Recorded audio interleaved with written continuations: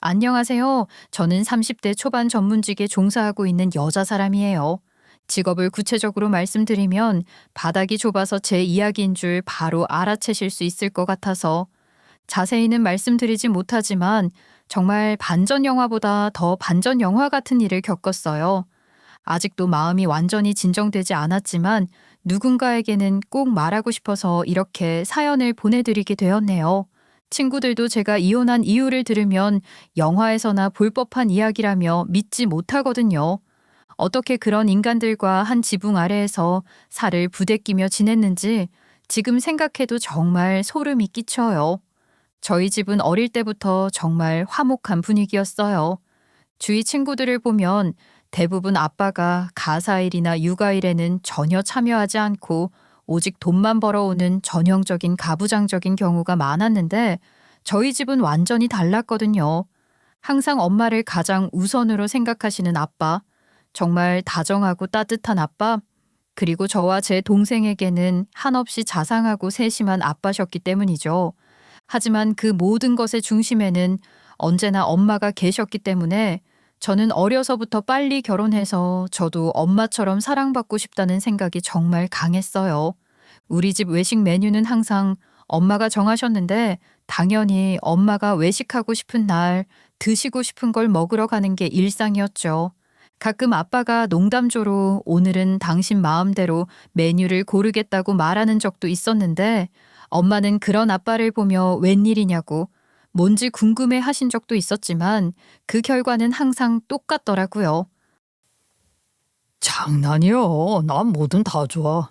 특히 당신이 고르는 거 그건 다 맛있어서 더 좋더라고. 그러니까 오늘도 당신이 먹고 싶은 걸로 먹어. 아이고, 이 사람이 또 그런 소리를. 아이, 그럼 오늘은 애들 먹고 싶은 대로 가자. 애들은 앞으로 먹을 날 많어. 그리고 내 돈으로 사주는 건데. 난 당신 먹고 싶은 거 사줄 거야. 그러다 애들이 보고 배우면 어떻게 하려고. 자기 마음대로 하는 거. 뭐가 어때? 우리 딸들도 나중에 이런 남편 만나면 되는 거지. 이런 대화를 일상적으로 들으며 자랐어요. 아빠는 정말 아무것도 없던 엄마를 오직 사랑한다는 마음 하나만으로 결혼하셨기 때문에 엄마에게 평생 충성해야 한다는 마인드를 가지고 계셨거든요.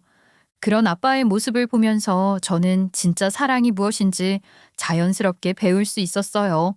다른 집 아빠들처럼 회사 일만 하고 집에서는 신문만 보는 게 아니라 집에 오시면 항상 엄마부터 찾으시고 하루 있었던 일들을 자세히 이야기해 주시는 모습이 정말 인상적이었거든요. 어릴 때는 솔직히 좀 서운하기도 했어요. 아빠의 관심이 온통 엄마에게만 쏠려 있는 것 같아서 말이에요. 하지만 자라면서 점점 더 깨달았죠.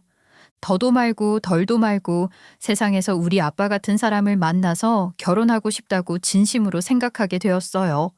대학교에 들어가고 미성년자가 아닌 나이가 되면서는 아예 두 분이 여행 다니시며 은퇴 후 삶을 계획하시는 모습이 정말 부러웠어요. 엄마와 아빠가 여행 계획을 세우시는 모습을 보면 정말 신혼부부 같으셨거든요.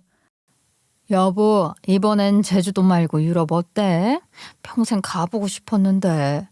좋지. 당신이 가고 싶다면 언제든. 그런데 어디가 제일 가고 싶어? 글쎄, 파리 아니면 이탈리아? 음식도 맛있다고 하고. 그럼 되다 가자. 시간 충분히 내서 천천히 구경하면서. 물론 엄마도 그런 아빠에게 항상 고맙다는 표현을 하시며 요즘 말로 정말 꽁냥꽁냥 하시는 모습을 보며 자랐기 때문에 제가 남자 보는 눈이 정말 높을 수밖에 없었어요. 특히 엄마가 아프시거나 힘들어 하실 때 아빠가 보여주시는 세심한 배려들을 보면서 결혼이란 이런 거구나 하는 생각을 하게 되었어요. 아빠는 사회적으로도 꽤 지위가 있는 중견기업 임원까지 하셔서 제가 결혼하고 얼마 안 있다가 은퇴하셨거든요. 물론 지금은 고문으로 계셔서 아예 일을 안 하시는 건 아니지만 그런 든든한 모습들이 있으니까 웬만한 남자는 눈에 들어오지 않았어요. 연관성 없게 들리실 수 있는데 이런 가정 환경에서 자랐기 때문에 저는 공부도 정말 잘했어요. 아빠의 직업이나 부모님이 서로 꽁냥대시는 모습들을 보면서 제가 할 수 있는 건 오직 공부뿐이라는 걸 일찍부터 깨달았거든요. 미성년자가 어디를 얼마나 자유롭게 다닐 수 있겠어요. 거실 TV 앞에서는 엄마 아빠가 항상 다정하게 이야기하고 계시는데 그 둘 사이에 언제까지 끼어들 수 있는 것도 아니니 친구를 만나면 6시까지는 반드시 들어와야 했지만 독서실에 간다고 하면 10시까지도 괜찮았거든요. 은지야, 너무 늦게까지 공부하지 마. 몸이 제일 중요하다. 괜찮아요, 아빠. 시험 기간이라 조금만 더 할게요. 그래도 밤 10시 넘으면 안 돼. 아빠가 데리러 갈 테니까 시간 맞춰서 나와. 잔머리가 있는 아이들이라면 독서실에 있다고 하고 몰래 놀러 가고 그랬겠지만 저는 그런 잔머리가 없는 성격이라 그 시간 동안 정말 앉아서 열심히 공부했어요. 물론 중간중간 만화책을 빌려다 보기도 했지만 그게 저의 유일한 일탈이었을 뿐이에요.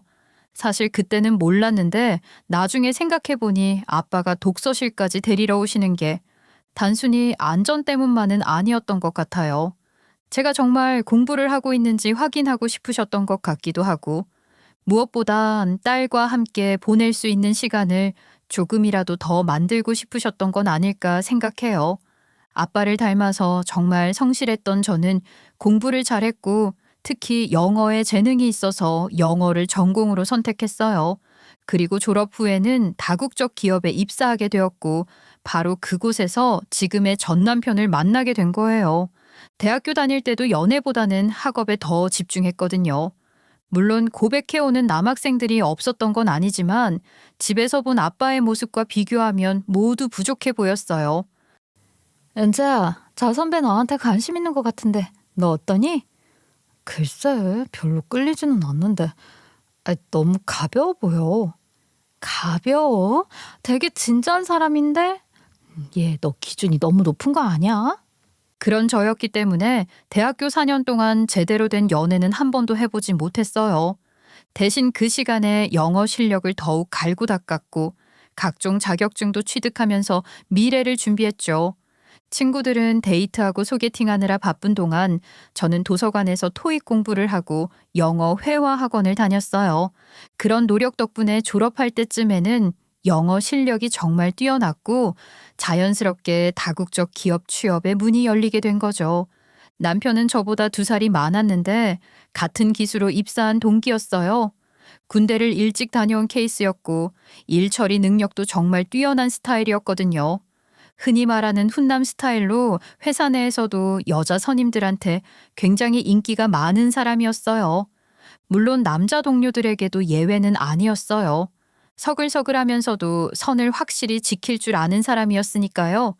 저는 동기이기 때문에 같은 팀이 아니어도 함께 어울리는 일들이 정말 많았어요. 드라마 미생 보신 분들은 아시겠지만 각기 다른 부서로 배정받아도 공감대가 많기 때문에 퇴근 후에 고민거리를 나눌 수밖에 없는 구조였거든요. 제 동기는 남자 3, 여자 2이었기 때문에 스스럼 없이 어울리기도 정말 좋았어요. 신입사원 때는 모든 게 낯설고 어려웠는데 같은 처지의 동기들과 함께 있으면 그런 스트레스들이 많이 해소되었거든요. 오늘 팀장님이 또 야근하라고 하시더라. 언제까지 일해야 하냐?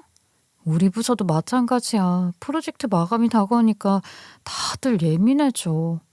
그래도 서로 의지할 수 있어서 다행이지. 혼자였으면 진작 포기했을 거야. 맞아, 우리끼리라도 힘내자. 어떻게 끝나고 한잔하고 갈까? 우연인지 인연이 되려고 그랬는지 남편과 제 집 방향이 같았고 늦은 시간 택시를 타고 제가 먼저 내리면 남편이 더 가는 구조였어요. 힘든 프로젝트를 할 때마다 집 근처에서 한 잔씩 하며 시간을 보내다 보니 어느새 서로에게 특별한 감정을 느끼게 되었어요. 처음에는 그냥 편한 동기 정도로만 생각했는데 시간이 지날수록 남편과 함께 있을 때 마음이 편안해지는 걸 느꼈어요. 다른 동기들과 함께 있을 때와는 확실히 다른 기분이었죠. 요즘 정말 힘들다. 매일 야근에 주말 출근까지. 나도 마찬가지야. 그런데 이상하게 너랑 이야기하고 있으면 스트레스가 좀 풀리는 것 같다. 근데 나도 그래.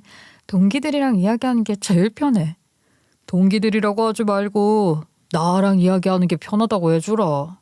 연인이 되고 나서 남편을 다시 보게 된 건 저를 자신의 사람이라고 생각하는 순간부터 다른 사람들과는 확실히 선을 긋고 다른 대우를 해주는 사람이었다는 거예요. 한마디로 우리 아빠 같은 사람이라고 생각했던 저는 어느 순간 결혼까지 진지하게 생각하고 있었어요. 남편은 정말 한 사람만을 사랑하는 타입인 것 같았어요. 회사에서 다른 여자 동료들이 관심을 보여도 전혀 흔들리지 않았고 오직 저에게만 집중하는 모습이 정말 인상적이었거든요. 어느 날 회사 선배가 남편에게 관심을 표현했던 적이 있었는데 그때 남편의 반응이 정말 명확했어요. 민수 씨, 이번 주말에 시간 있으면 같이 영화 볼래요? 재미있는 거 하나 있던데. 죄송해요, 선배님. 저는 사귀는 사람이 있어서 그런 건 어려울 것 같아요. 아, 그렇구나. 근데 뭐 직장 동료인데 그 정도는 괜찮지 않아요? 그것도 좀 곤란해요. 제 여자친구가 오해할 수 있거든요. 그런 단호한 모습을 보면서 정말 믿음직스럽다는 생각이 들었어요. 다른 남자들처럼 애매하게 넘어가거나 선배라는 이유로 어중간하게 대응하지 않고 저를 확실히 지켜주는 모습이 너무 고맙고 든든해 보였죠. 은재야, 나는 평생 너 하나만 사랑할 거야. 우리 결혼하자. 정말? 진심이야? 당연하지. 너 아니면 다른 사람은 생각도 할 수 없어. 그거는 나도 마찬가지야. 우리 아빠처럼 한 사람만 평생 사랑하는 사람을 찾고 있었는데 그게 바로 자기인 것 같아. 그렇게 둘 다 대리로 승진할 무렵 연애 4년 만에 드디어 결혼까지 하게 되었어요. 모든 것이 완벽해 보였고 제가 어릴 때부터 꿈꿔왔던 행복한 결혼 생활이 시작될 거라고 믿어 의심치 않았고요. 결혼하면 어릴 때 봤던 부모님처럼 꽁냥꽁냥 살 줄 알았는데 현실은 그렇지 못했어요. 그게 남편 때문만은 아니었고 저희 부서에서 정말 큰 업체와 계약이 성사되면서 크고 작은 2차, 3차 계약들을 연달아 성사시키기 위해 정말 끝없는 야근과 회의의 연속이었기 때문이었네요. 솔직히 신혼 초기에는 이런 현실이 조금 실망스럽기도 했거든요. 드라마나 영화에서 보던 달콤한 신혼 생활과는 거리가 멀었으니까요. 신혼 여행에서 돌아와서 일주일도 안 되어 야근이 시작됐을 때는 정말 현실이 야속하다는 생각까지 들었어요. 그래도 결혼이 정말 좋다고 생각되었던 건 따뜻한 보금자리가 있다는 것, 그리고 퇴근하고 집에 가면 오늘도 수고했어라며 마사지 해주는 남편이 있었기 때문이에요. 남편은 저와 입사 동기였지만 총무부에서 근무했는데 1년 중 정해진 기간에는 일이 많아서 야근이 잦았지만 저처럼 연일 야근이 계속되는 부서는 아니었거든요. 은재야, 오늘도 많이 힘들었지. 어깨가 많이 뭉쳤네. 이리 와서 앉아. 상대적으로 여유가 있던 남편은 항상 힘들게 일하는 저의 든든한 지원군이 되어줬어요. 특히 아침마다 정성스러운 아침밥을 챙겨주지는 못했지만 대신 영양제라도 제대로 잘 먹어야 한다며 다양한 영양제들을 조합해서 제 손에 직접 쥐어주곤 했거든요.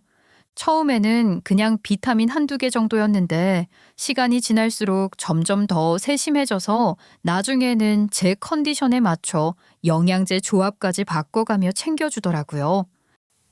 고마워.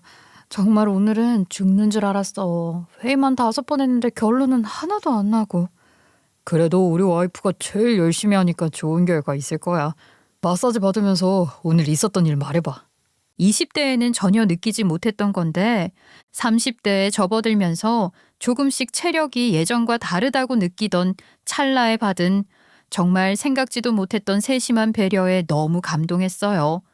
남편이 점심시간을 이용해서 약국에 가서 직접 약사에게 물어보고 골라온 영양제들이었거든요. 이거 뭐야? 이렇게 많이? 비타민 B 복합체는 피로 회복에 좋고 이건 철분제, 이건 오메가3. 요즘 너무 무리하는 것 같아서 찾아봤어. 언제 이런 걸 다 알아봤어? 바쁜데. 우리 와이프 건강이 제일 중요하지. 점심시간에 약국 가서 약사님한테 직접 물어봤지. 야근 많이 하는 직장인한테 뭐가 좋은지. 이런 게 결혼이구나 하는 생각이 정말 많이 들었어요.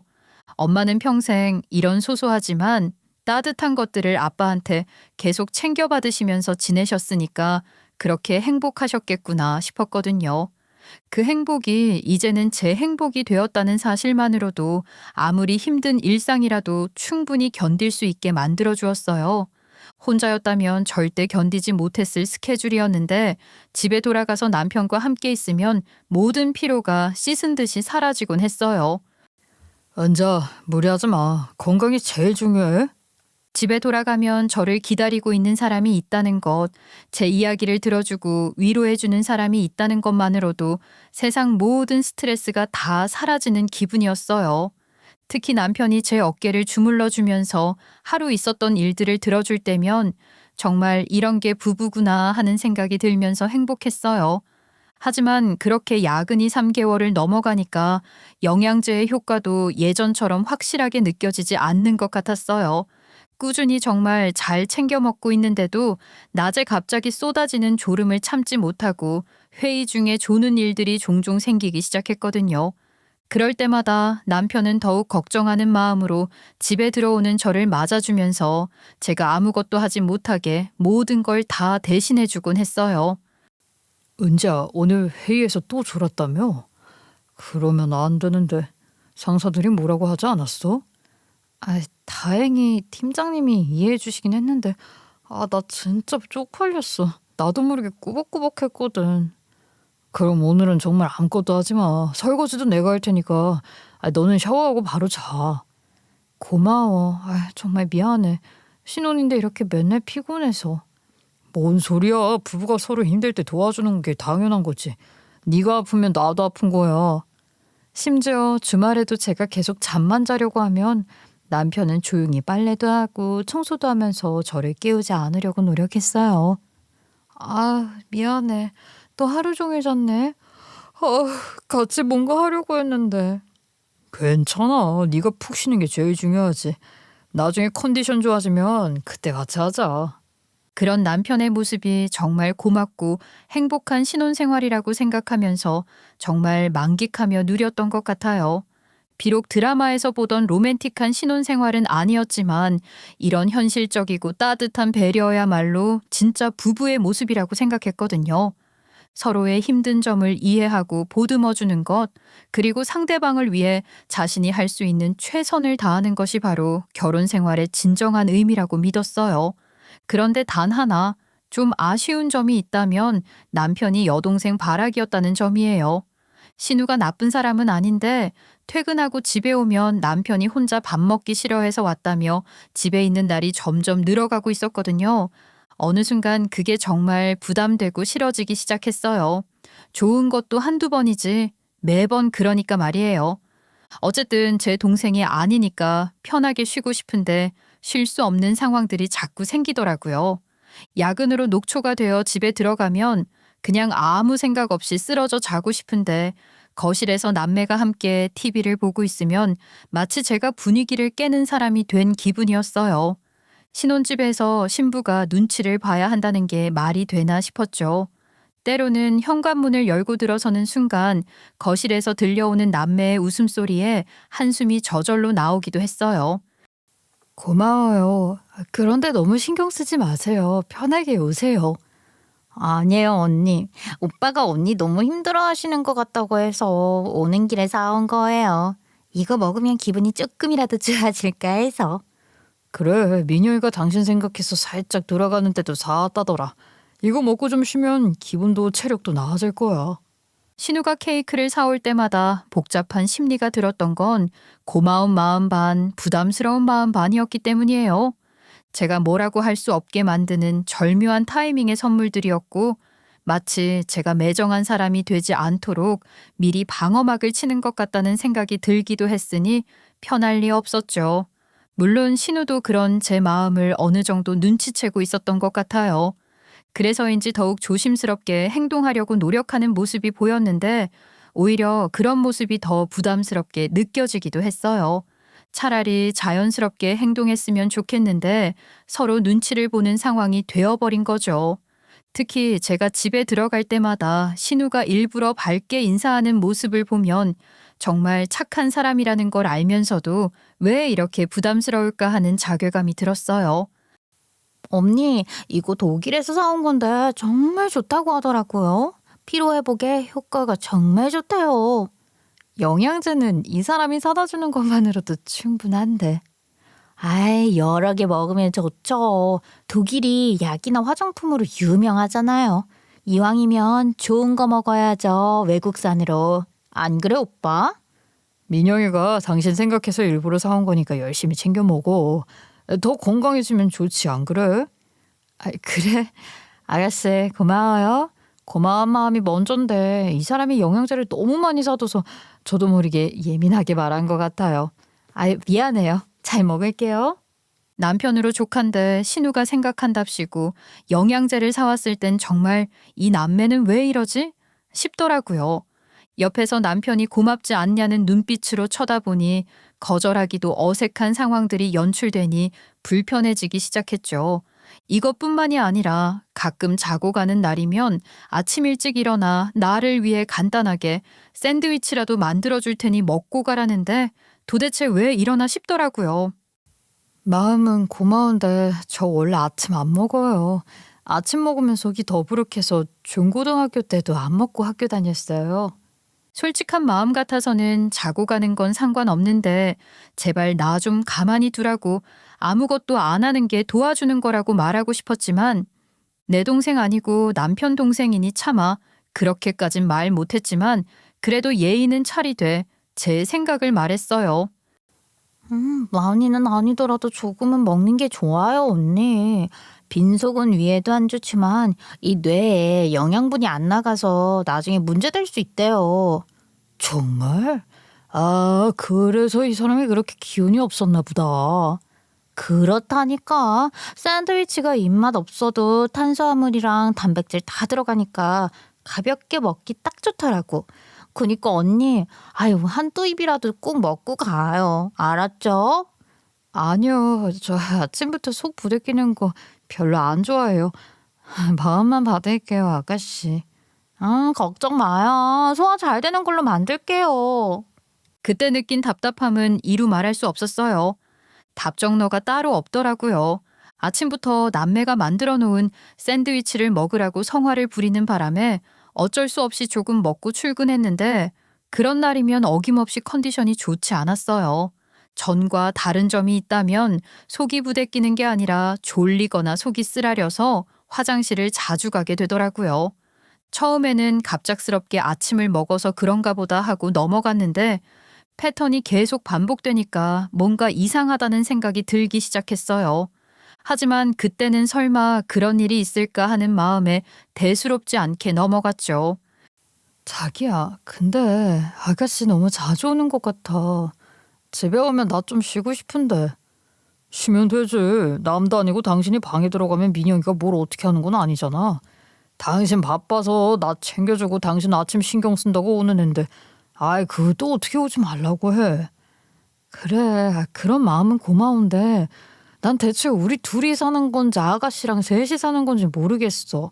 그건 아니잖아. 알았어. 당신이 그렇게 생각한다면 별 수 없지 뭐. 민영이가 서운해도 오지 말라는 수밖에. 남편과 이런 대화를 나눈 후에도 말만 그렇지 크게 달라진 건 없었어요. 오히려 제가 신우를 부담스러워한다는 걸 알게 된 후부터는 더욱 미묘한 신경전이 시작된 것 같았죠. 신우는 더욱 조심스럽게 행동하면서도 여전히 자주 왔고 아무래도 안 되겠다는 생각에 신우에게 직접 말해야겠다고 생각할 무렵 출장이 잡혔어요. 원래 저는 출장 담당이 아니라 의외였고 이동 거리가 긴 여행을 선호하는 게 아니라 평소였으면 못 가겠다고 다른 사람 보내달라고 했을지 모르지만 왠지 모르게 안도가 되더라고요. 잠시나마 이 꼴 안 봐도 된다는 생각에 마음을 좀 진정시키고 차분하게 감정을 빼고 담백하게 말해야겠다고 생각했어요. 미국 LA로 그렇게 일주일 일정이 잡혔는데 워낙 큰 건이기도 했지만 어려울 걸 대비해서 많은 인원이 준비를 철저하게 해간 덕분인지 예상했던 기간보다 일찍 끝났어요.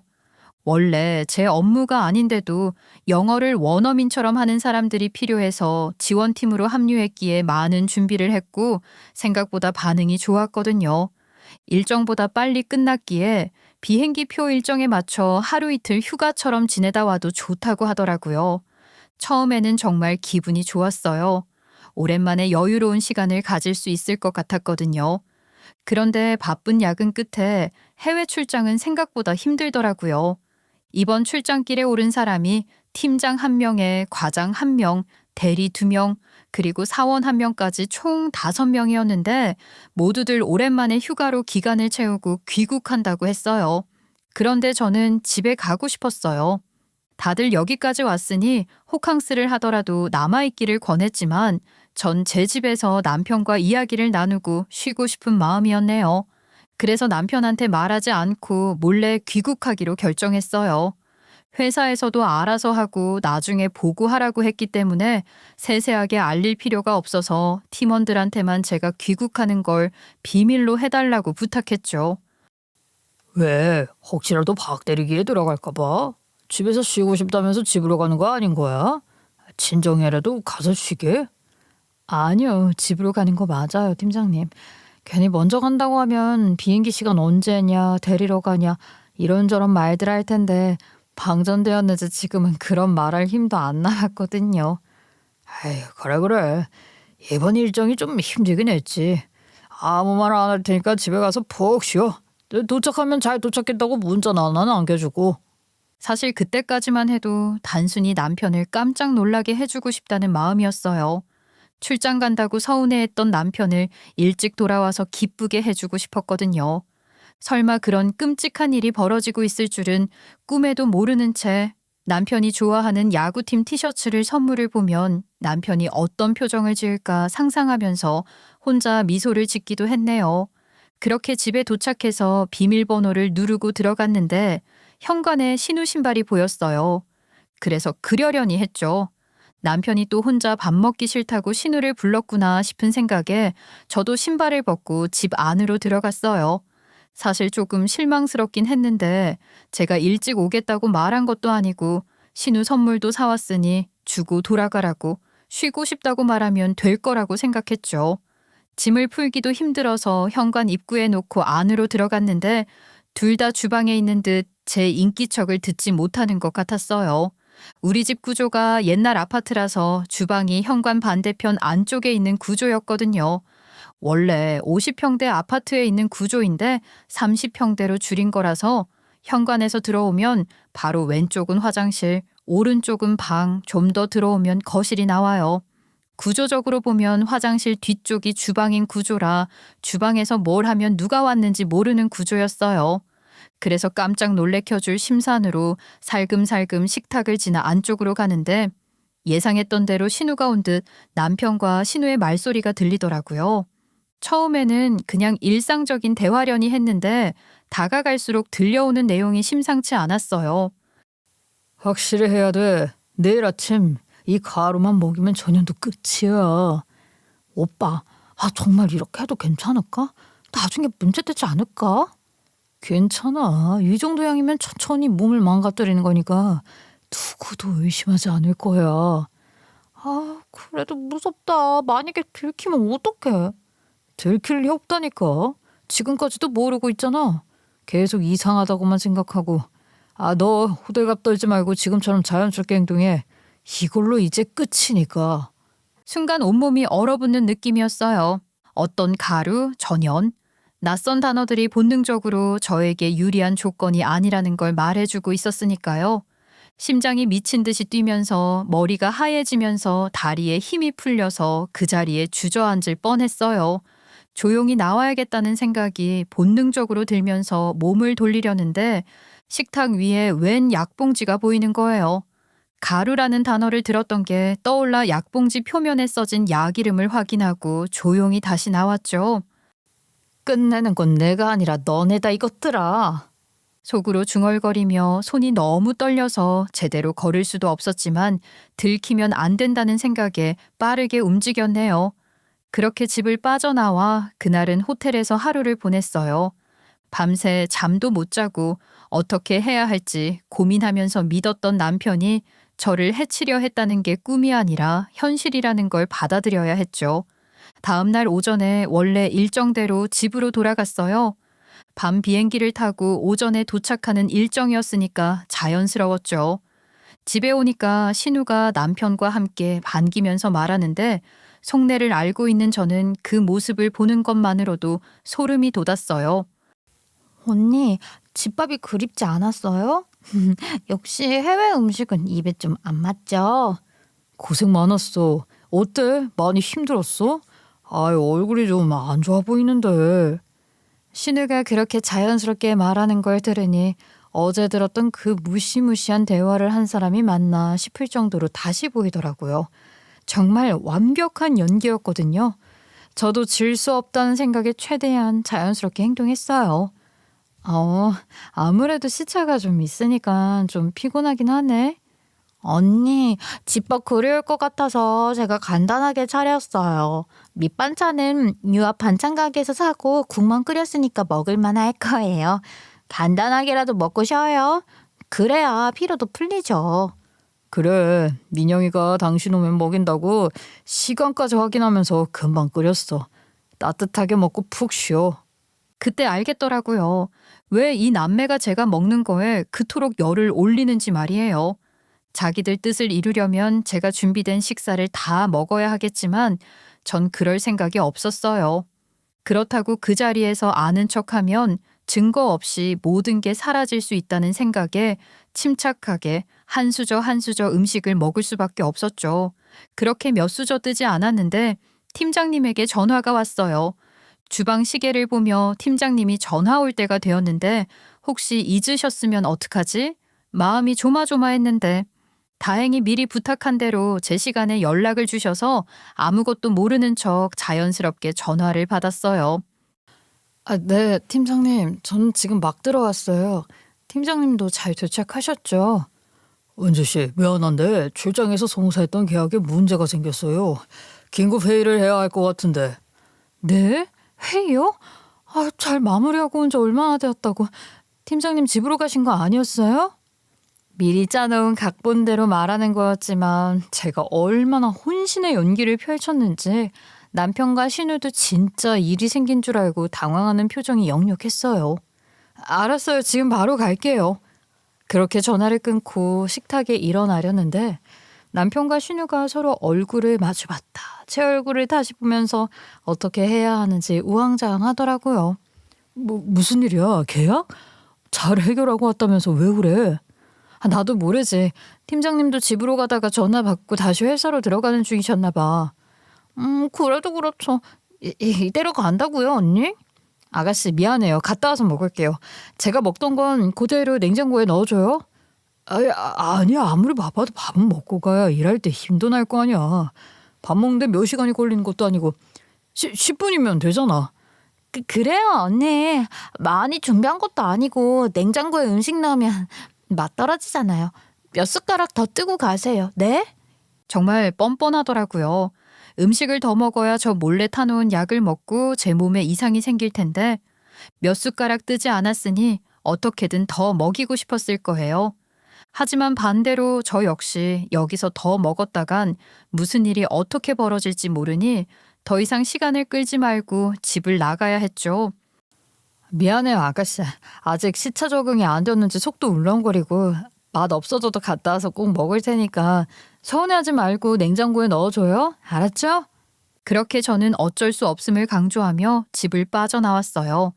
다음 날 경찰서에서 둘이 멱살을 잡고 진흙탕 싸움을 벌이는데 정말 가관이었네요. 사실 뭔가 이상하다는 직감은 계속 있었어요. 결혼 전에는 없던 갑작스러운 졸음이나 어지러움이 어느 순간부터 잦아들었으니까요. 특히 남편이 챙겨주는 영양제를 먹는 날에는 더 그랬어요.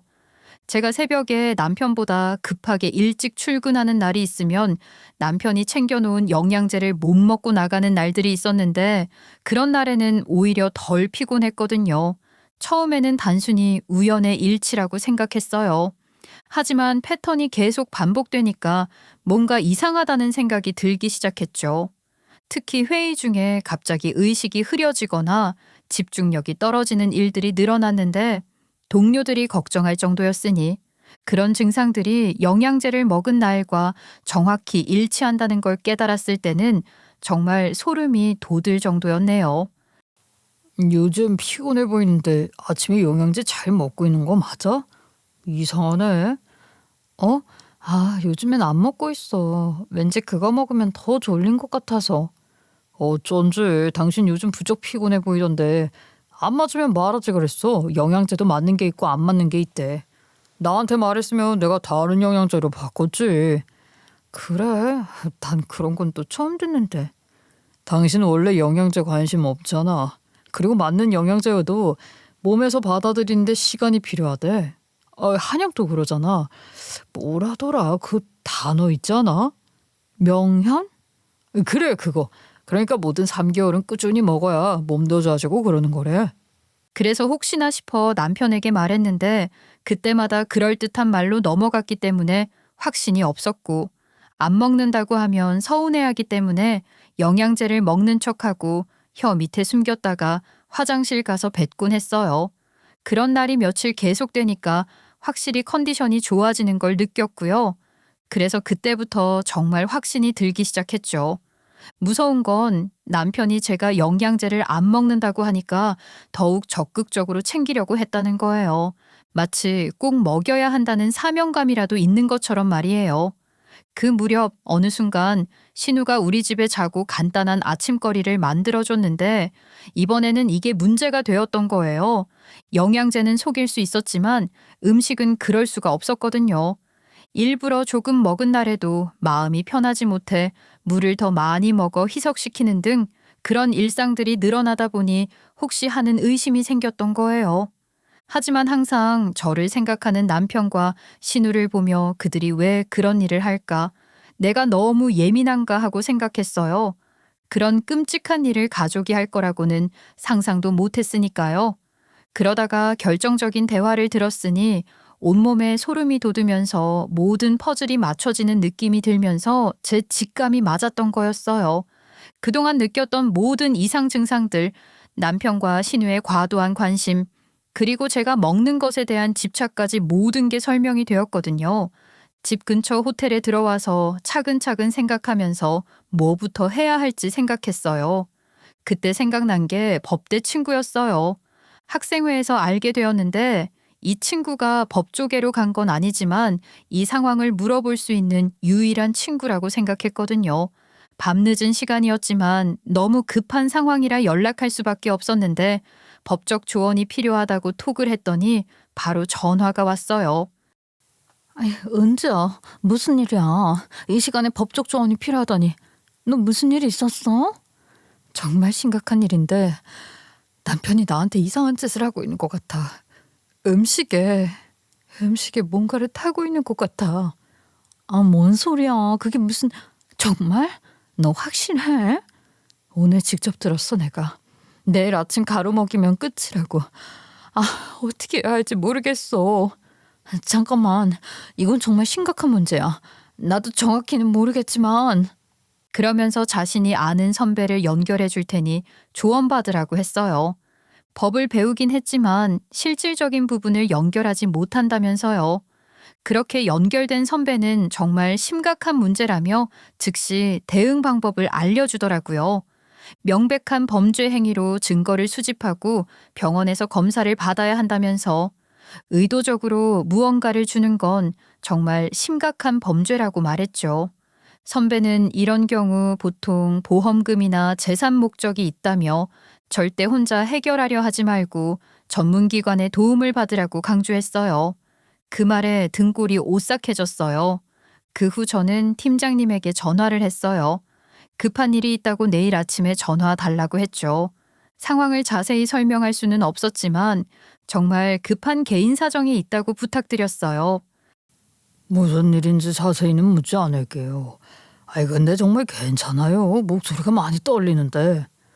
네, 내일까지만 도와주시면 해결될 것 같습니다. 정말 죄송합니다. 알겠어요. 내일 아침에 연락드릴게요. 조심하시고. 모든 걸 준비한 후 저는 집에 갔고 최대한 자연스럽게 행동하면서 아침을 먹으면서 시간을 끌다가 전화를 받고 나왔던 거예요. 그 짧은 시간이 정말 길게 느껴졌어요.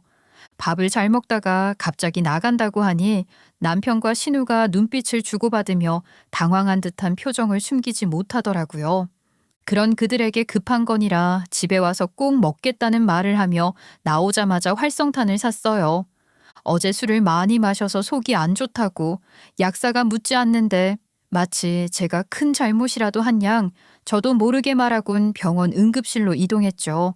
응급실 의사에게 남편과 신우가 음식에 뭔가를 탔을 것 같다고 하자 처음에는 정말 의아한 표정을 지었어요. 하지만 정확히 어떤 것인지 아느냐고 물어봤을 때 로라제팜이라고 답하자 표정이 완전히 바뀌었어요. 벤조디아제핀 계열 신경 안정제인데 이걸 어떻게 알고 있어요? 일반인이 쉽게 알 수 있는 게 아닌데. 집에서 약봉지를 봤어요. 확실하지 않지만 어제 남편과 신우가 나눈 대화를 들었거든요. 즉시 혈액 검사랑 소변 검사하겠습니다. 이건 정말 심각한 문제예요. 생명에도 위험할 수 있어요. 검사 결과가 나왔을 때 기절할 뻔했어요. 정말 로라제팜 성분이 명확하게 검출되었거든요. 다행히 제가 밥 먹다 도중에 나왔고 오면서 물도 많이 마시고 활성탄도 마셨기 때문에 치료가 필요한 수준은 아니었지만 그래도 검출될 정도였으니 식사를 다 했다면 제가 어떻게 되었을지 생각해보니 너무 소름 끼쳤어요. 의도적 투여가 명백합니다. 이 농도면 의식을 잃을 수도 있었어요. 경찰 신고 의무가 있습니다. 경찰이 와서 진술을 받을 때 저는 전날 들었던 대화 내용을 자세히 설명했어요. 확실히 해야 돼. 내일 아침 이 가루만 먹이면 전염도 끝이야. 라는 말과 식탁 위 약봉지 그리고 그동안 겪었던 이상 증상들까지 모든 걸 털어놨어요. 이거 충분히 수사할 만한 사건입니다. 즉시 조사에 착수하겠습니다. 혹시 다른 증거가 더 있나요? 영양제도 의심스러워요. 그동안 계속 이상했거든요. 그러면 모든 걸 조사해 보겠습니다. 증거가 명확하니까 걱정하지 마세요. 며칠 후 DUR 의약품 안전사용 서비스 조회 결과가 나오면서 상황이 완전히 바뀌었어요. 신우는 지난 3개월간 서로 다른 병원 네 곳에서 같은 로라제팜을 반복 처방받고 있었던 거예요.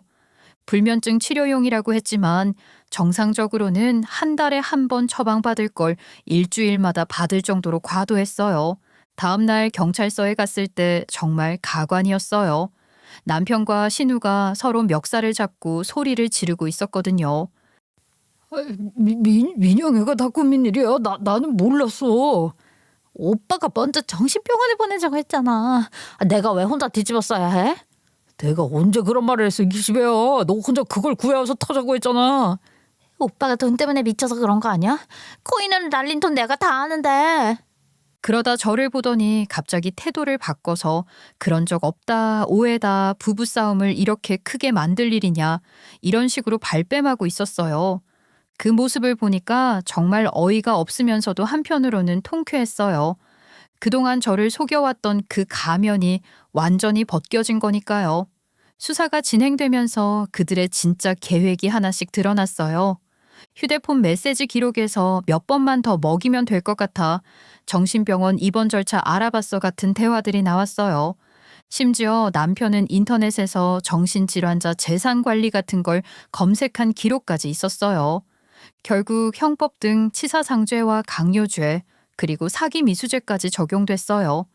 남편은 주도적 역할을 했다는 이유로 1년 6개월, 신우는 재료 제공과 공모 혐의로 1년을 선고받았어요.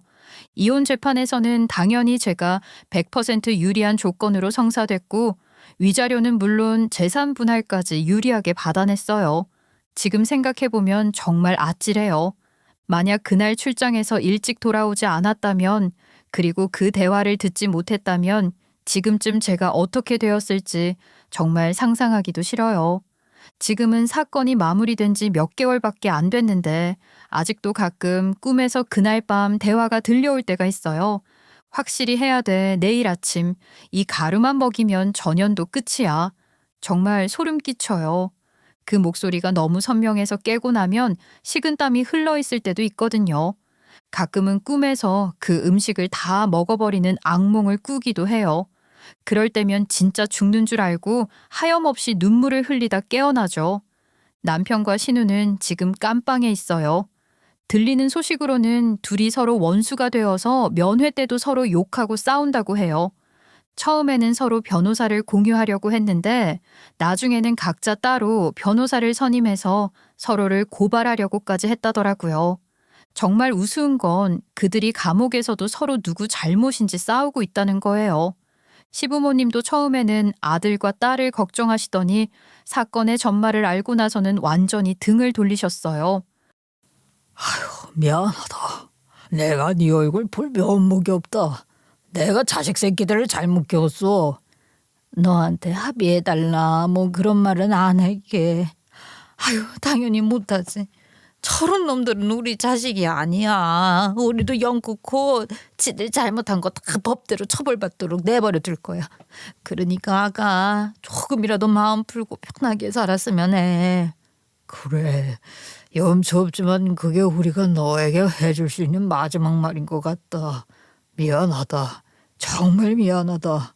저를 볼 용기도 없으시다고 전화로 마지막 말을 전하신 시부모님은 결국 집도 팔고 시골로 내려가셨다고 들었어요. 동네에서 소문이 나서 더 이상 살기 어려워지셨다고 하더라고요. 친정에서는 정말 많이 놀라셨어요.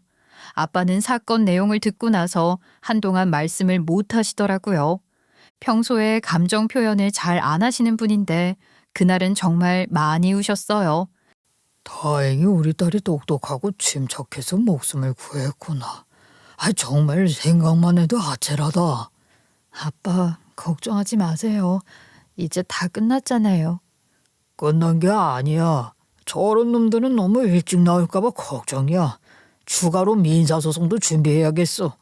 아빠는 지금도 계속 추가 민사소송 방안들을 알아보고 계세요. 딸이 당한 일을 그냥 넘어갈 수 없다면서요.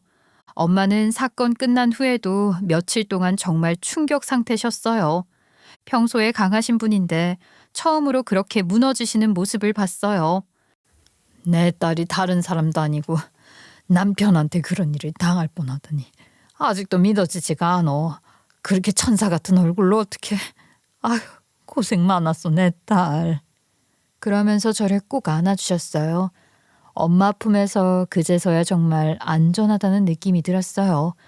동생은 제 성격을 잘 아는 만큼 다행이었다고 하더라고요. 언니가 워낙 의심 많고 신중한 성격이라 다행이었어. 나였으면 그냥 다 먹고 정말 큰일 날 뻔했을 거야. 그래도 너무 무서웠다. 혹시나 내가 예민한 건가 싶기도 했고. 아니야, 언니 직감이 맞았던 거잖아. 앞으로도 그런 직감 믿어야 해. 근데 사람을 너무 의심하고 살면 어떡하지? 모든 사람이 다 나쁜 건 아닌데 말이야. 언니, 조심하는 거랑 의심하는 건 달라. 언니는 조심한 거야. 지나고 보니까 연애할 때부터 뭔가 이상했던 것 같아요. 남편이 우리 집 경제 상황을 너무 일찍 파악했었거든요. 아빠 직업이나 우리 집 아파트 평수까지 금방 알더라고요. 아빠는 무일푼인 엄마를 사랑해서 결혼했다고 하셨는데 남편은 처음부터 제 집 조건을 다 알고 접근한 것 같아요. 집 방향이 같다는 것도 우연이 아니라 의도적이었을 수도 있고 4년 동안 연애하면서 우리 가정 재산 상황을 철저히 파악했던 것 같아요. 그때는 몰랐는데 지금 생각해보면 정말 이상한 일들이 많았어요. 연애 초반에 남편이 우리 동네를 너무 잘 알고 있었거든요. 처음 데이트할 때 이 집 정말 맛있다고 저도 모르는 골목 안쪽의 가게에 데려간 적이 있었는데 그것조차 사전에 준비한 것들이었던 거죠. 여기 우리 아빠 회사 근처인데? 아빠 회사 가끔 와도 이런 맛집이 있는 줄 몰랐는데. 아버님 회사? 어디? 한성? 여기 한성 말고도 자잘한 거 많으니까 숨은 맛집들 꽤 있어. 맞아, 한성. 내가 우리 아빠 회사 말한 적 있어? 아니 그냥 이 주위에 회사 많은데 그중에도 이름 있는 데는 한성이니까 거긴가 싶어 말한 거지. 내가 점쟁이도 아니고 아버님 회사를 어떻게 알아? 워낙 자연스럽게 넘어가서 그럴 수 있다고 여겼는데 그 순간 남편도 움찔했었겠죠. 모든 걸 알고 시작했으니 의식하지 않았을 때 툭 튀어나오는 것까지 어떻게 할 수 있는 건 아니니까요. 신우도 처음부터 계획적으로 저한테 친근하게 굴었던 것 같고요. 처음 만났을 때부터 언니 우리 진짜 잘 맞을 것 같아요 라며 스킨십도 자연스럽게 하고 제 취향이나 좋아하는 브랜드를 금방 외워서 선물도 사주고 그랬거든요. 그런데 나중에 알고 보니 그런 정보들을 남편한테 미리 다 들었던 거였어요. 지금 생각해보면 모든 게 다 계산된 행동이었던 거죠. 정말 소름 끼치는 건 그동안 진짜 사랑하는 척을 그렇게 완벽하게 해냈다는 거예요. 상담사 선생님과 이야기할 때도 그런 말씀을 하시더라고요. 이런 경우는 보통 장기간에 걸쳐 계획적으로 이뤄지는 경우가 많아요. 피해자가 의심하지 않도록 신뢰관계를 먼저 구축하는 거죠. 그럼 처음부터 저를 속일 생각이었다는 거예요? 가능성이 높죠. 특히 경제적 목적이 있는 경우에는 더욱 그래요. 하지만 이건 당신 잘못이 전혀 아니에요. 이제 누굴 믿지 못하겠어요. 환하게 웃는 얼굴 속에 감춰진 그 속내를 누가 어떻게 알겠어요. 이해해요. 시간이 지나도 쉽게 잊혀지기 어려울 거예요. 하지만 모든 사람이 그러는 게 아니라는 건 결국 또 다른 사람으로 경험해야 해요. 그러니까 너무 마음의 문을 닫지 마세요. 이제 어느 정도 시간이 지나 그때 기억에서 자유로워지긴 했는데 상담사 선생님 말처럼 잘 안 되더라고요. 어릴 때부터 아빠 같은 남자를 만나서 결혼하고 싶다고 생각했었는데 그런 줄 알고 결혼했던 사람이 내가 아닌 내 재산을 노리려 했다는 게 아직도 믿기지 않거든요. 사실 앞으로 연애를 다시 할 수 있을지 모르겠어요. 사람을 겉모습으로만 봤다는 생각에 자책도 되고요. 정말 반전 영화보다 더 반전 영화 같은 일이 제 인생에 일어났다는 게 아직도 실감이 안 나요. 아직 마음이 완전히 진정되지 않아서 이렇게 사연을 보내게 됐는데 혹시 비슷한 일을 겪으신 분이나 이상한 신호를 느끼시는 분이 계시다면 정말 조심하시고 직감을 믿으시길 바래요. 그리고 무엇보다 혼자 해결하려 하지 마시고 주변 사람들이나 전문기관의 도움을 받으시고요. 그리고 정말 중요한 건 저 같은 일이 누구에게도 일어나지 않았으면 좋겠어요.